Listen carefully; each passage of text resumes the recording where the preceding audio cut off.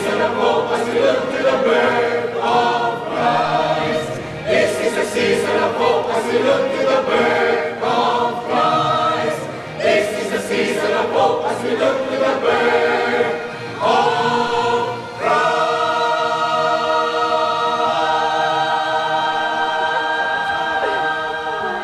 Okay, maraming salamat sa ating bisita ngayon na kumata sa atin ng awiting pamasko ang Church of the Savior United Methodist Vested Choir.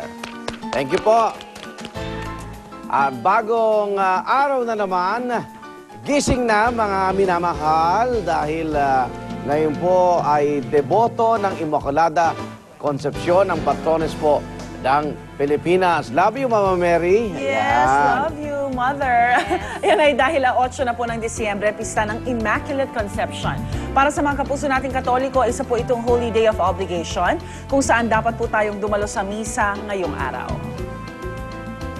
Pero bago tayo makibalita sa mga misa ngayong pista ng Immaculada Concepcion, narito at may breaking news po muna tayo.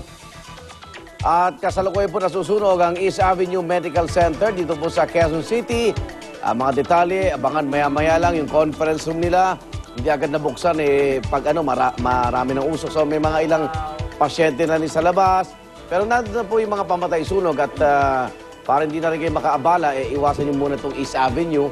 Dahil total compound naman yan, bandang loob naman siya.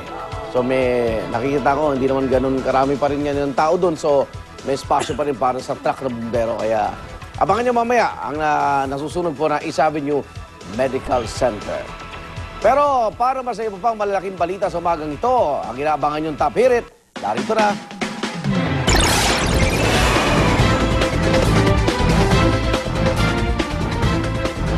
Para mas happy naman ang kanilang holiday season, namamasko na po sina mamang jeepney driver at ang kanilang hiling dagdag pasahe dahil hindi na raw po nila kayang pasanin ang tumataas na presyo ng diesel. Sa petisyon na inihain ng grupong Pasang Mazda sa LTFRB, inay silang bawiin na yung 50 centavo provisional fare cut noong isang taon na naging dahilan para maging 7 piso ang kasalukuyang minimum na pasahe. Dagdag pa dito ang hirit nilang pisong increase sa pasahe, kaya kung susumahin ang gusto nila ay maging 850 yung minimum jeepney fare. At sa sekundahan naman sila ng transport group na PEDYODAP na mag-ahay na rin ang fare hike petition sa mga susunod na araw. Fair lang yun dahil nag-voluntary siya ng ikat ng 50 centavos. Ngayon umabot na sa level kung saan kinat yan, provisional fare cut yan, siguro narapat na rin ibalik, no? Kasi yung world market, hindi ko pa rin mahanap kung nasan yan para... Puntahan. Yung pinakamagandang alibay. Para naman mapag-usapan ko yung mga tindera dun sa world market. At matapos tumaas ng 2 piso ang kada kilo ng NFA rice kahapon, ang pinangangambahan ngayon baka tumaas na rin ang presyo ng commercial rice. Sa itinakda kasing 27 pesos per kilo na bagong presyo ng NFA rice, magkasing presyo na ito sa mga mas magagandang klaseng commercial rice. At good news naman sa mga gusto pang humabol sa dating presyo ng NFA rice. Nang maglibot ang GMA News sa Commonwealth Market kahapon, nasa dati pang presyo na 25 pesos ang ibinebenta ang NFA rice doon. Pauubusin na lang daw nila ang mga lumang stock ng bigas, tsaka na ito itataas sa bagong presyo na 27 pesos per kilo. Doon na kayo bumili dahil sa ibang palengke, pagkano sa ating kahapon, pagpunta mo, talaga nakalagay, nakalagay na. Naka-monitor din Pero sila. nakamonitor sila. Konting sakripisyo mo kasi kawawa naman yung mga magsasaka natin, no? 2 pesos lang daw po yan kesa tapusin tayo sa bigas at lalo pang tumaas yung presyo. Okay, samantala narito po yung ating breaking news kanina. Kasalukuyan nga po nasusunog ang East Avenue Medical Center sa Quezon City. Kapitbahay lang po namin yan. At sa pinakahuling balita, nakatutok naman doon si Manny Vargas ng Super Radio DCBB. Manny, anong pinakahuling balita dyan? Alas 5 G sa Igan, idineklara ng fire under control itong sunog dito sa East Avenue Medical Center na nagsimula sa conference room. Mabilis lamang si Colonel Bobby Barbelo ng QC Fire, Bureau of Fire Protection. Sir, saan po nagsimula itong sunog? Ang sunog ay nagsimula sa conference room nila. Sa ngayon ay nagpe-clearing operation lang. Ito'y under control lang natin ng around 5:10. Paano po yung clearing operation, sir? Ano po yung layunin ng clearing operation?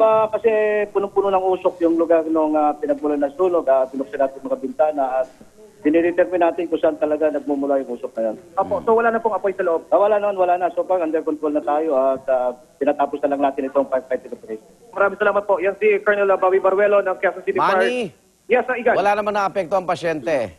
Meron mga pasyenteng inilabas, Igan, pero wala yung direktang nagkaroon ng paghihirap sa paghinga. Okay. Tulad na nalanghap na usok. Ito ay nagsimula ng alas 4:44 ngayong madaling araw at mabilis namang napansin ng mga gwardya kung kaya't nakatawag agad sila ng mga pamatay sunog.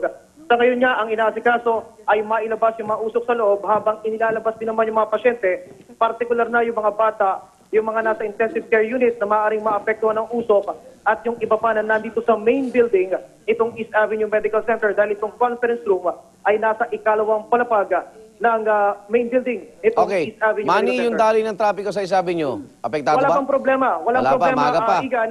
Bumabagal lang siya dahil may mga motorista na umuusyoso dito sa mismong harapan ng East Avenue pero hindi ito ika nga ay humihinto dahil maaga pa at maluwag pa itong daloy ng trapiko. Okay, maraming salamat. Manny Vargas po ng Super Radio DCWB. Ingat, Manny.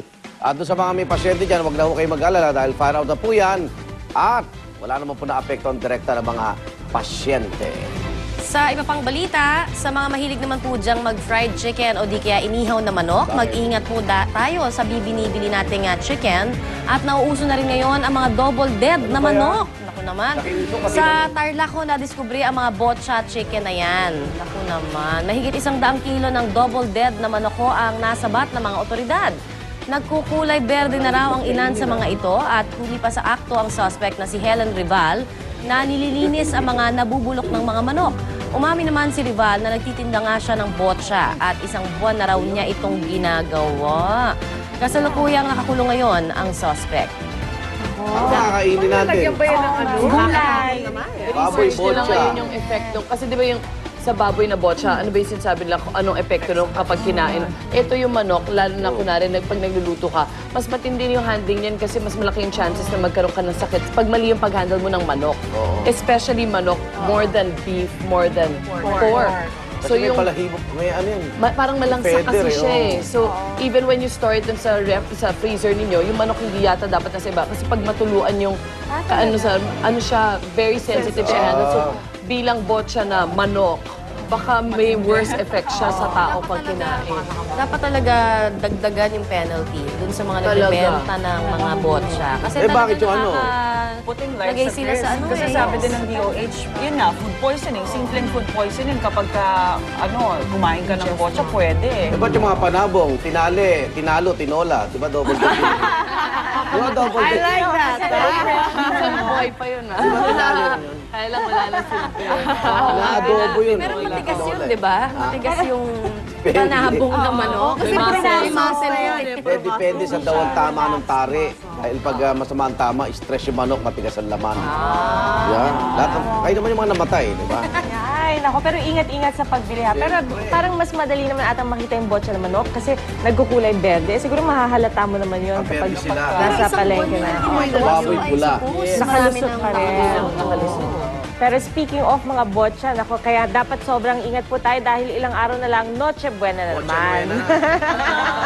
Oh no, sana hindi naman. Pero doon po sa mga tight ang budget, don't worry, pwede pa rin kayong makapaghanda ng hamon kahit hindi po yung buo. Yan ay dahil sa mga nagbebenta ng patingi-tinging hamon. Yan po ang ipinagmamalaki ng wow, excelente sa Quiapo, Maynila na sa halagang 175 pesos, makakabili ka na ng 1/4 kilo na tinging ham at maswak yan sa budget kumpara sa presyo ng buong ham ng 1 kilo pumapalo na sa 700 pesos. Ang sliced ham naman, 900 pesos na ang bawat kilo. Pero makakapagbitbit ka na para sa iyong pamilya ng 1/4 kilo ng sliced ham sa halagang 225 pesos. Sa mga di rin kayang palagpasin ng queso de bola, makakabili na rin kayo ng tingi. Ito! 205 pesos lang ang 1/4 kilo. 1/4 kilo ng queso de bola. Huwag naman dilaan, no? Mas abot kaya kumpara sa 820 pesos na presyo ng 1 kilong keso. So, Hindi naman lasa eh. Wala mang botcha keso, no? Wala.